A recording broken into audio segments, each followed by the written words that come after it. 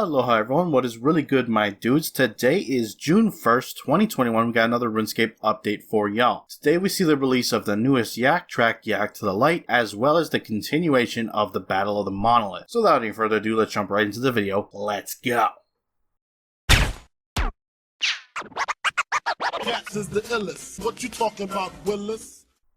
Alright guys, the Yak track has made its return with today's update. This time, we got the Yak to the Light, a new Yak track with exclusive rewards relating to Saren, the Elven Goddess. If you're familiar with Yak tracks, it's more of the same. You have a list of 50 different tasks that progressively get harder. Each task does have multiple options for you to do in order to complete it. So there is variety between tasks. Each task you complete will reward you different rewards, sometimes cosmetic, sometimes XP boosting, and things like that. There is a free and premier track. If you have the premier club, you automatically get it. If not, you have to purchase the premier track with bonds. You can also use bonds to purchase skip tickets, which will allow you to completely skip a task. The Yak to the Light is open now until July 11th. And as I said, there's a plethora of rewards, all related to Saren and the elves, like the Saren Crystal Armor, the Iorwerth Warrior Armor, and several other pets like Amelia the Owl. And there you have it, that is the Yak to the Light, the newest Yak track to come out. Available now. Moving on, we have the second leg of the Battle of the Monolith. You want to head over to the Archaeology Guild like last week to partake in the next week. This time around, Zaros himself shows up briefly, and his actions cause a great disturbance in the Monolith at the guild itself, resulting in wave after wave of shadow creatures spilling out of the Monolith, and it's your job to team up with, once again, Thayrisk, Commander Ziliana, and Hellware, with the addition of Nex this time to defend against the shadow forces. It is interesting to note because these creatures appear to be an upgraded graphical change to the Abyssal Demons, and they look very good. That said, I do think that this week is a step up in terms of difficulty from the previous week, but it's not particularly challenging. I'm sure you can get away with planting your troops at the Monolith, and they will do a large portion of the damage for you. That said, we only have 2 more weeks left in the Battle of the Monolith, and I am very curious to see how exactly this ends up concluding and what it means for the release of Elder God Wars later this year. Having said that, we're going to now shift on over to the patch notes and see what's been changed with today's update, so let's go ahead and check it out. Starting off with achievements and titles. Golden Clue titles can no longer be used by players who have not met the requirements to obtain them. Meta achievements will now be visible when you have 2 or fewer achievements left to complete. Meta achievements with names that span multiple lines will no longer overlap other meta achievement names. Moving on to UI, updated the font for the login flow to true type to increase readability on both the desktop and mobile clients. Fixed an issue with adding a friend via the lobby on the desktop client. Next up, players will no longer become stuck on the shop tutorial while on the wealth optional path in Birthorb. Moving on, a couple of hotfixes throughout the week. The 10% XP buff from the Elder God Wars Battle of the Monolith now expires correctly and no longer applies to Iron Man accounts. Players can once again place Dwarven multi-cannons inside allowed instanced areas. Relomia will now show up to her party at the Jolly Boar Inn for the Once Upon a Time flashback mini-quest. All locked accounts should now have received their additional bonus charge on